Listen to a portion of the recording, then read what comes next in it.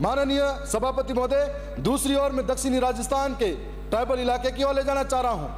हम चाहते हैं कि पलायन रुके, नए उद्योग स्थापित हो, लोगों को रोजगार मिले, लेकिन इसका मतलब ये नहीं कि जहां जिस जमीन पर वर्षों से आदिवासी रह रहा है उस रोजगार और उस उद्योग की वजह से वो विस्थापित हो जाए, उसे अपनी ही मिट्टी से बेदखल किया जाए, अपनी मूल वतन, अपनी मूल जमीन से बेदखल किया जाए।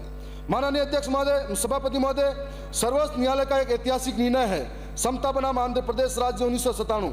इस मामले में मुख्य दर्शक है हमारे वहां पर अभी ग्राम पंचायत अंबाव के अंदर ग्रीको पॉइंट स्थापित किया गया। ग्राम पंचायत के सरपंच और ग्राम सभा की बिना अनुमति ये कहा जाता है, जब ग्राम पंचायत की ग्राम सभा की बिना अनुमति हो तो आर्टिकल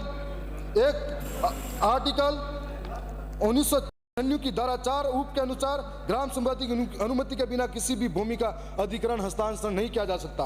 फॉरेस्ट साइट एक्ट 2013 की धारा 4(5) में साफ लिखा है, जब तक किसी दावे का निस्तार नहीं हो जाता तब तक किसी भी आदिवासी को बेदखल नहीं किया जा सकता। माननीय सभापति महोदय, एक मिनट का मैं ये चाहता हूं कि जहां पर अंबाव गांव के अंदर हो या फिर कई गांवों के अंदर उद्योग स्थापित करने के लिए जहां पर जमीनें ली जा रही हैं, जहां पर ग्राम सभा की बिना अनुमति के यदि कोई लिया जा रहा है उसे निरस्त किया जाए। ग्राम सभा की अनुमति होनी चाहिए, गांव के लोगों की अनुमति हो सकती है। हमारे ग्राम सभा ये कहती है कि जहां पर आदिवासी गांव हैं वहां पर उनकी रूढ़िगत ग्राम परंपराएं हैं, उन ग्राम परंपराओं के अंदर यह मान्यता है कि जो गांव की जमीनें हैं वो गांव की है, और उनके पूर्वजों में यह विस्तार जब होगा जनसंख्या का तब आने वाले समय में वही चारागाह भूमि हो या वन भूमि हो या अन्य जो बिला नाम भूमि हो उस पर अधिकार पंचायत का होगा। पंचायत और तहसील स्तर पर उससे पट्टा दिया जा सकता है, जिसके माध्यम से वहां के लोगों को लाभान्वित किया जा सकता है। इस तरीके से जो भूमि हस्तांतरण का काम हो रहा है उसका हम खुला विरोध करें। साथ में जो